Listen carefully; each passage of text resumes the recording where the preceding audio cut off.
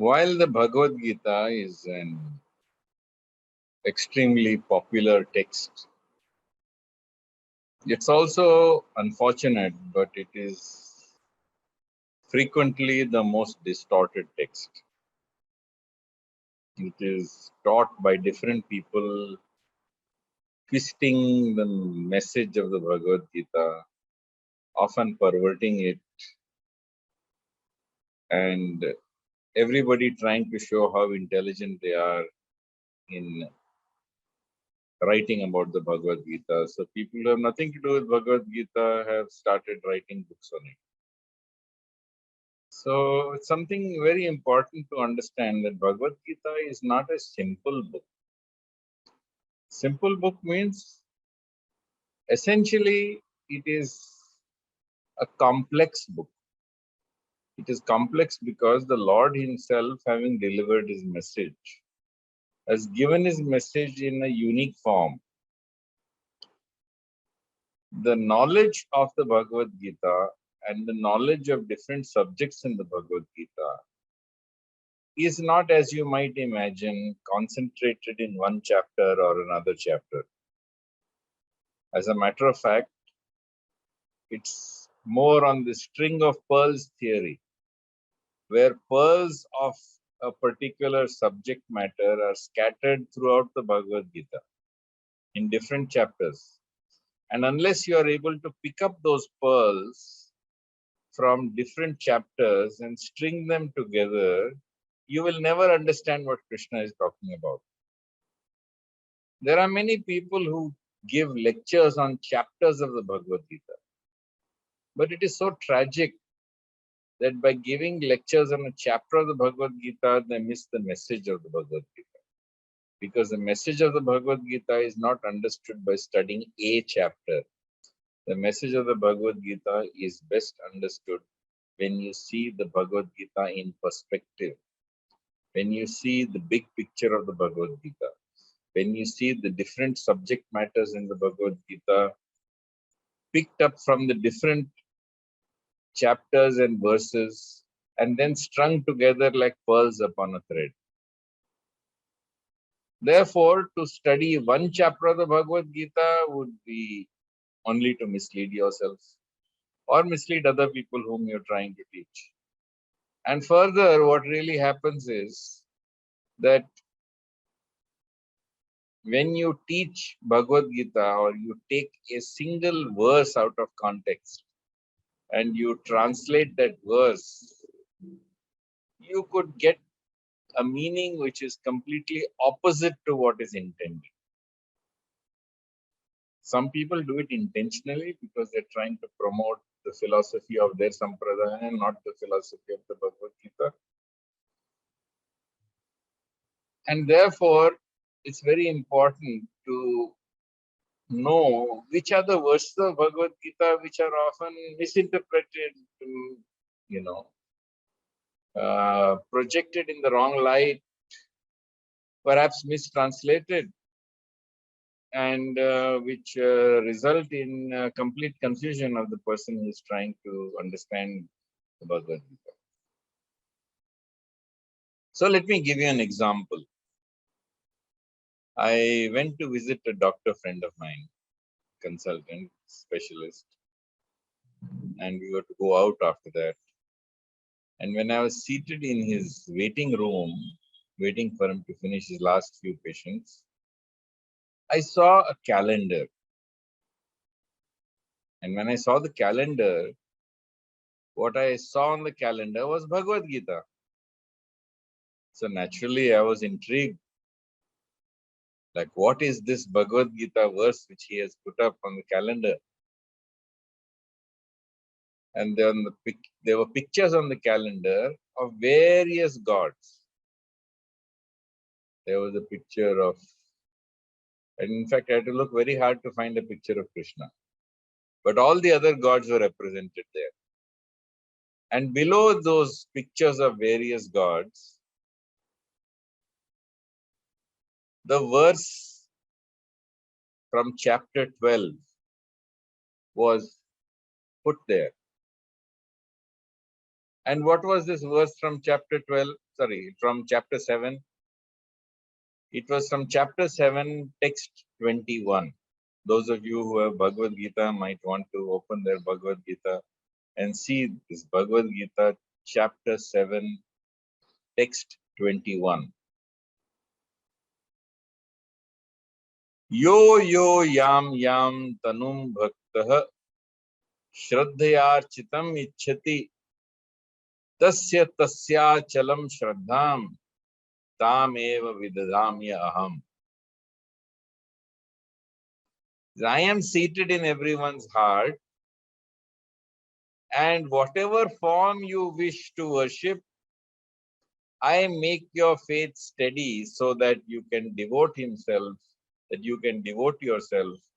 to that form which you have selected.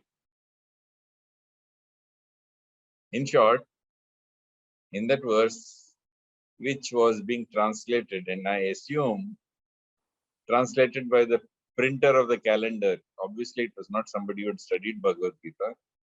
It is somebody who was, a dilettante, a person who was reading Bhagavad Gita out of interest and had picked a verse out of context.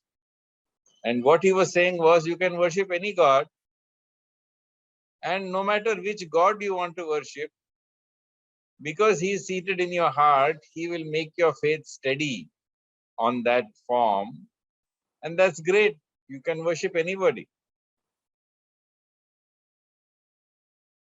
So I was completely shocked and stunned by this verse, because I had never before found such levels of distortion. And therefore I said to my friend when I met him, he's saying, no, the calendar is very nice. So when people sit there, they look at the calendar and they see that, oh, it doesn't matter, I can worship any god. I can worship God in any form. I can worship any sadhu. I can worship anybody who was now or in the past. And by worshipping God in these various ways, I am very happy, because God himself is saying in the Bhagavad Gita that you can worship him in any form. So I kept quiet, because what am I going to say to him? Everybody nowadays is an expert on Bhagavad Gita. And everybody thinks that they know it the best. So sometimes it is wiser to keep your mouth shut and let people wallow in their own ignorance. Because Bhagavad Gita, as I pointed out, is not meant for everybody. So the idea that you can worship any god is an absolute, outright, incorrect interpretation of this verse. Let us go to this verse and let us look at the preceding verses and the verses that follow it. In Bhagavad Gita 7.20, Krishna says, Kamaisthaistha ritagnyana prapadyante anya devata tam niyamamastaya prakritya niyatah swaya.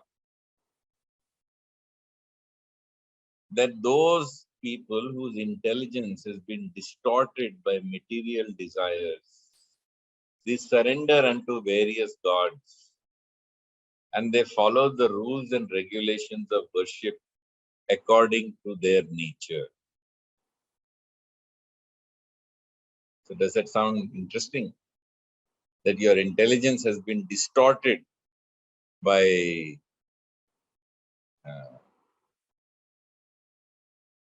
material desires, and therefore you worship various gods. And then he says, Yo yo yam tanum bhaktah shraddhayarchitam ichhati tasya chalam shraddham tam eva vidadamyam. This is the verse that we originally started with. That I am seated in everyone's heart, and as you desire to worship some god, I make your faith steady so that you can worship yourself, you can dedicate yourself to that that deity. Then Krishna says in 7.22, Sataya Shraddhaya Yukta Tasya Aradhanam Ihate Labate Cha Tata Kaman Mayeva Vihitanita. Now, with the faith that I have given him from his heart, he worships that God and obtains his desires. But in the actuality, these benefits are bestowed by me alone.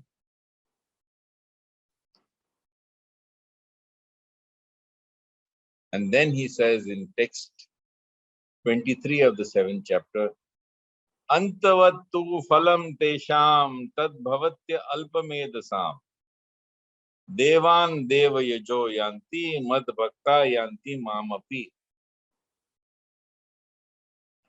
Men of small intelligence worship the various gods, and their fruits are limited and they are temporary.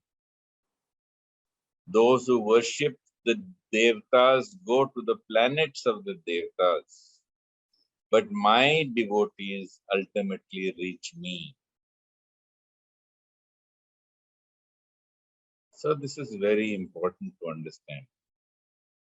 Krishna is saying, because Krishna is the one who gives choice. I said that in the last lecture also. That Krishna gives choice. At the end of the Bhagavad Gita, having told Arjuna everything in Bhagavad Gita, he says, Yatha ichhasi tata kuru.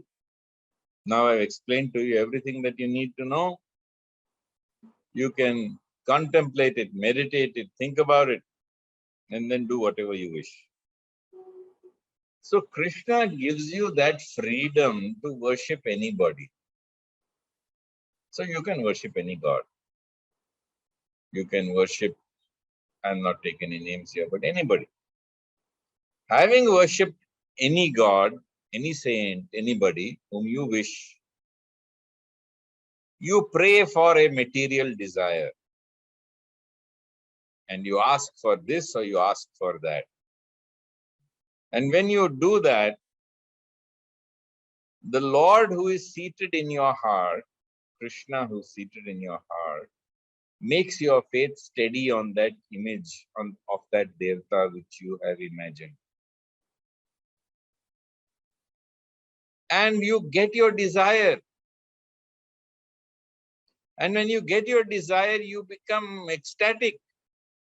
You jump and you dance. And you give the coconuts you promised. You give the dakshina to the priest. And you say, wow, this is it. Now I am going to dedicate myself to this God who is fulfilling my desires. But Krishna says such a person is Rita Jnana, whose knowledge has been distorted by material desire.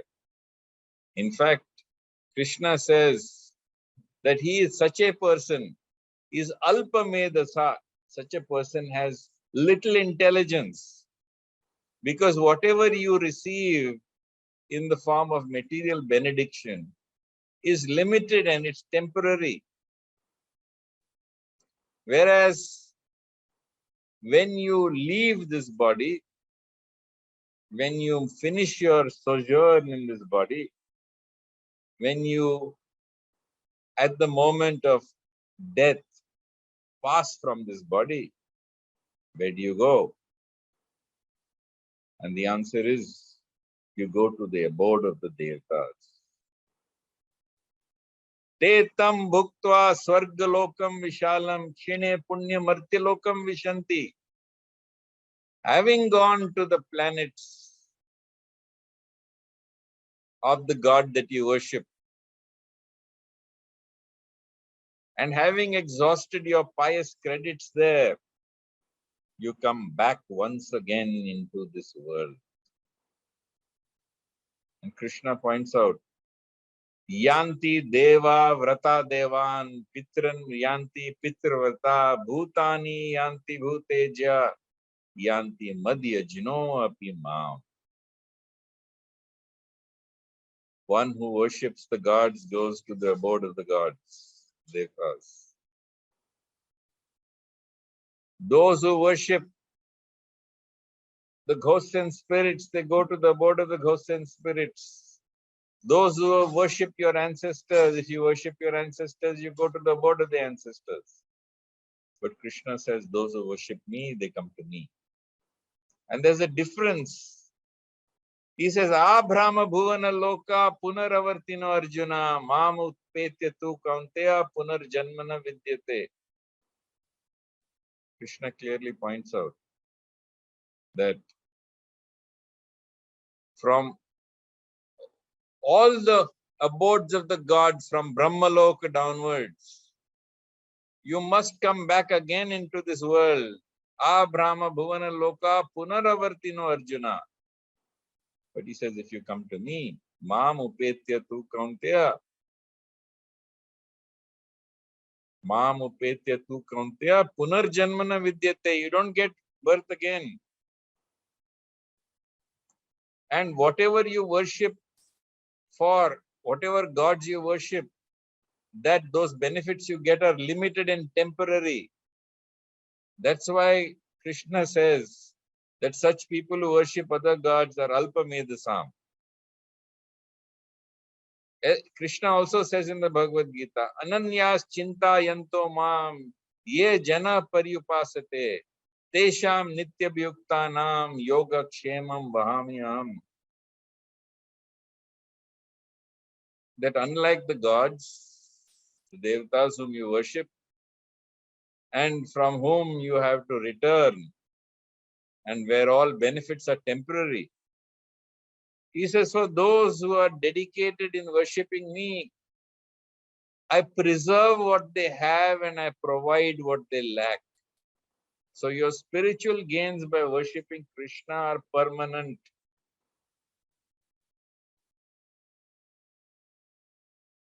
So it's very, very clear that this is a verse that has been distorted. Yes, God does strengthen your faith in whomsoever you worship, because that is God's magnanimity, that He is giving you a choice. You choose the world, He will give you the world. But you choose salvation, you choose God, and He will give you both. He will give you this world and the next. Krishna is not the God of sannyasis. He is not the God of people who renounce the world. Krishna is the God of people who live in the world and are fully dedicated to God. Who live in the world, perform their duty in the world in a spirit of sacrifice to God, and simultaneously they remember God and forget themselves. And thus Krishna gives them everything.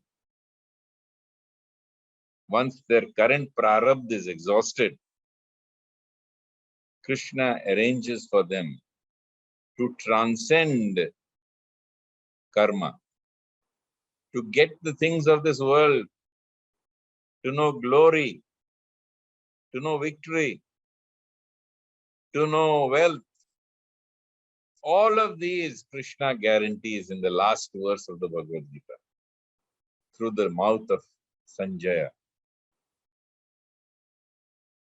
And you return to Krishna, never to come back into this world of dukhalayam ashashvatam, this place of misery where everything is temporary. This anityam sukham lokam, this place where you cannot find anything lasting happiness, and where nothing is permanent.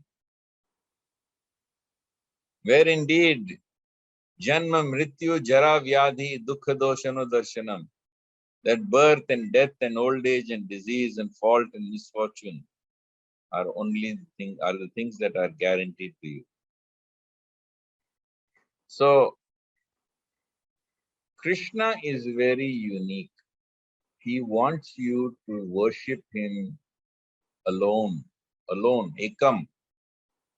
Sarva dharman parityaja mam ekam sharanam vraja. Krishna says, abandon all other varieties of religion and surrender only to me. Sarva dharman parityaja. Abandon all other varieties of religion, all other gods that you are following, and surrender only to me. Aham tvam sarva papebhyo mokshayishami master. Don't worry, I will take care of all your sins. And I will deliver you, never fear. So, the idea that you can worship any god and get the same result is foolishness. Not that you should disrespect other gods, not that you should disrespect other saints or holy men. Certainly, you should offer respect to everybody. Why not? You should offer respect to an ant because God is seated even in the heart of that ant. But certainly, you should understand that God, Krishna, is your soul and whole, one and only Supreme Lord. I give you an example which people who are familiar with joint families might understand. That when you marry your husband and enter into a joint family, you have to offer respect to everybody. You have to offer respect to his elder brother, to his elder cousins. You have to offer respect to the fathers and uncles and all the other males in the family. But you will be intimate only with your husband. If you think indeed that you can be intimate with everybody in the joint family, then you will be thrown out. Next moment. So also we offer respect to all gods. But even as we offer respect to all gods, we must understand that our soul and whole Supreme Lord is Lord Krishna and Lord Krishna alone. Don't worry if you are worshipping Krishna and you want something. That's not forbidden. Akamo sarvakamo va moksha kama udaradi tivrena bhakti yogena yajeta purusham param. Whether you are full of desire, whether you have no desire, whether you have desire for moksha, it doesn't matter. Just see that you're worshipping the right person. That is the Supreme Lord, Lord Krishna. Unfortunately, in this country, people have the foolish notion that they can worship anybody and anything and get the same result. This is the worst distortion that you can get of spiritual life. We offer respect to everybody, but we understand that Lord Krishna is supreme. If you do that, your life will be perfect and complete. मन मन भावा मद भक्तो मदयाजी माम नमस्कुरु मामे वैश्यसि सत्यम ते प्रति जाने प्रियोसि मे. Krishna gives this most confidential knowledge in the Bhagavad Gita. Always think of me, become my devotee, offer homage unto me, be completely absorbed in thoughts of me. I am telling you this because you are my devotee and you are my friend. Unfortunately, people try to think that I can do this also and that also, and isko bhi worship karo, usko bhi worship karo, and it doesn't matter. It's like people who, they believe that, now Eid is coming, let me have mutton biryani. Oh, now Christmas is coming, Thanksgiving is coming, let me have turkey. And, oh, by the way, people drink wine at mass, so let me also start drinking and enjoying myself. Because after all, we must follow all religions. This is the stupidity of people. you must understand that Krishna is the Supreme Lord, and his words in the Bhagavad Gita clearly inform you that Krishna wants to be worshipped alone. Sarva dharman parityaja mam ekam ekam sharanam vraja. Aham tvam sarva papebhyo mokshayishami masucha. When you depend on Krishna alone, then Krishna will personally communicate with you. Krishna will directly speak to you. Krishna will directly guide you in your life. Ishvara sarva bhutanam hriday deshe arjuna tishtati brahmyan sarva bhutani yantrarudani maya.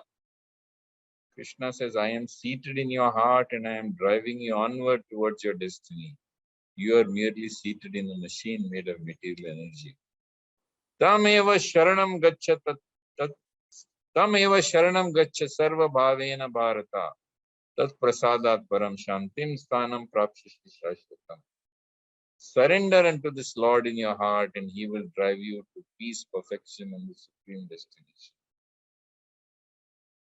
Krishna also says in the Bhagavad Gita, Tesham satatam yuktanam bhajatam priti purvakam dadami buddhi yogam tam yena mam upayanti te.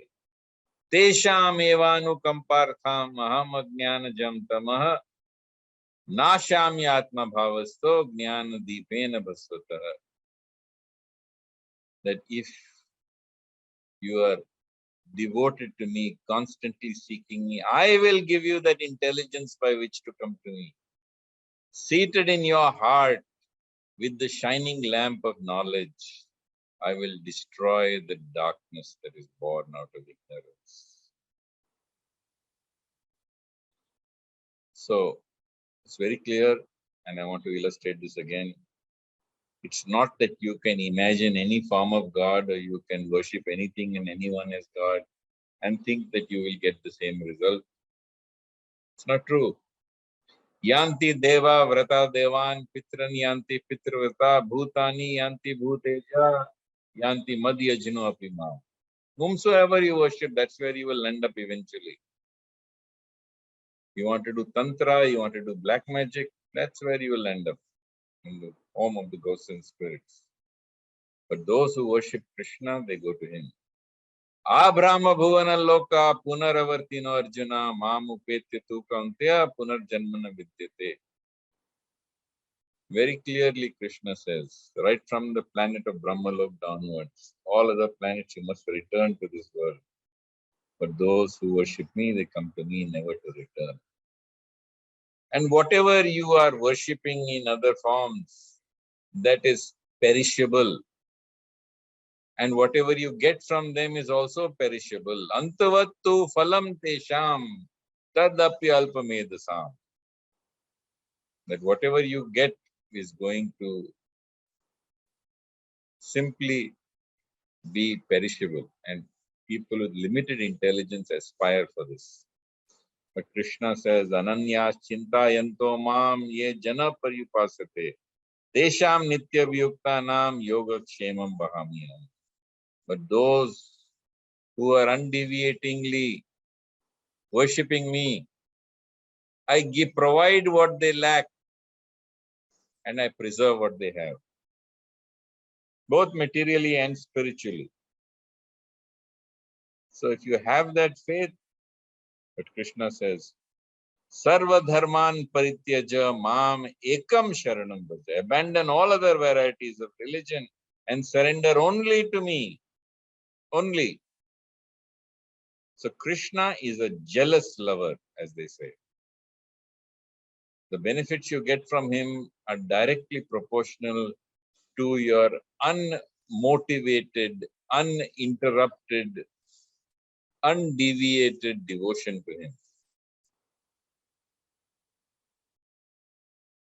So at this point, I will pause and I will allow you to ask the questions that must be Good bubbling. morning. Good Yes. morning, sir. So, our first question is the simplified versions of the Bhagavad Gita as available in the market. Do they provide the right message? Never. So, what are Simply, the Bhagavad Gita simplified is Bhagavad Gita destroyed. You know, it's like taking Shakespeare and making lamb's tales. You want to make something popular, you can make it simplified. But if you want to understand Bhagavad Gita, then you have to read the Bhagavad Gita as it is. In fact, even if you don't understand the Bhagavad Gita, but you chant the Bhagavad Gita, you will get such tremendous benefit. If you learn the Bhagavad Gita and you chant the Bhagavad Gita, even without understanding the meaning, you will get huge benefit. yes? So, our next question is what are the Because the verses? person who simplifies the Bhagavad Gita is very important. The person who simplifies the Bhagavad Gita may be distorting it, he may be perverting it, he may be putting his own understanding of it. So that is the tragedy. So let me qualify what I said. If you are reading Bhagavad Gita, then it should be in perfect understanding of an enlightened master who is a Vaishnava and who understands what the Bhagavad Gita is clearly saying.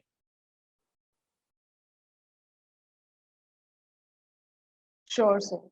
So, what are the verses that are mostly misinterpreted? So that's what I'm covering. This is the first one that I've covered. Yo, yo, yam, yam, tanum, bhakta. This is the first one I've covered. And I will be covering others in future Thursdays. Sure, sir. So, can we use the Bhagavad Gita as motivation in the corporate world? Bhagavad Gita is a tool for enlightenment. The side effects of Bhagavad Gita are that those who follow Bhagavad Gita also become more productive, more sincere, more selfless, and therefore they are an asset wherever they go. Whether they work for themselves, whether they work for a company, whether they work for an individual, wherever they go, a person who is practicing the Bhagavad Gita will be invaluable. But I am not so sure about the corporatization of the Bhagavad Gita. But you should follow the Bhagavad Gita, and everyone should follow the Bhagavad Gita, whether they're in corporate life or not. Sure, sir. So our next question is, do we need a teacher to teach us the Bhagavad Gita for the most effect? See, yes, I would say that Bhagavad Gita is difficult to understand. One is it is in Sanskrit. Secondly, it is in pre-Panini Sanskrit. That is before the classical Sanskrit grammar came about. It is in the Sanskrit prior to that. Secondly, it doesn't represent one sampradaya. It represents actually a syncretism of various philosophies that have been syncretized in one text. So somebody who's teaching Advaita will give an Advaitic spin to the Bhagavad Gita. But he will never be able to teach Bhagavad Gita this life or the next. Those who are dedicated to the person Krishna, who are Vaishnavas, such people are qualified to teach Bhagavad Gita. And therefore, it's very important to understand that Bhagavad Gita must be learned from a teacher who himself has not only spent time and trouble understanding the Bhagavad Gita, but has also spent time and trouble applying the Bhagavad Gita in his own life and seen what are the problems that arise as a result of it, and also benefited from the benefits that come from it, both spiritually as well as materially. Sure, sir. So as you said that if someone is reading Bhagavad Gita, just reading even if not understanding it. So the language, does it really matter if someone is reading it in English? Will that make any No, difference? it is to be read in Sanskrit and chanted in Sanskrit. Okay. Because the English translations are very often distorted, as I've demonstrated in this verse. I will demonstrate in further other verses also, where the distortions come in.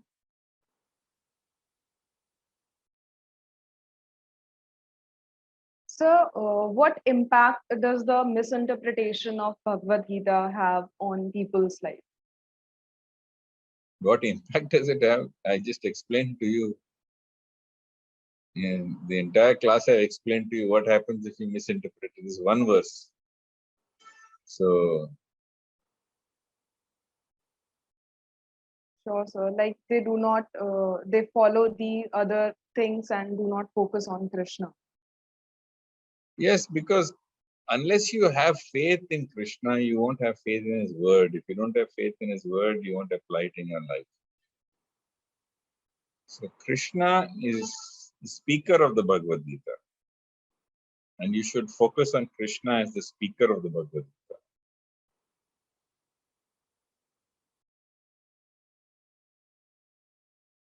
So, in case you want to add something to this session, so please. Are there no more questions? No, sir. These are all. All right, so then we will meet next time, where we will cover other verses which are frequently misquoted, distorted, and are likely to be misunderstood. Yeah, sure, sir. Thank you for joining us for Bhagavad Gita Facebook Hari Live. Om, Jai Shri Krishna, Hare Krishna, to all of you. Om Shanti. Thank you, sir.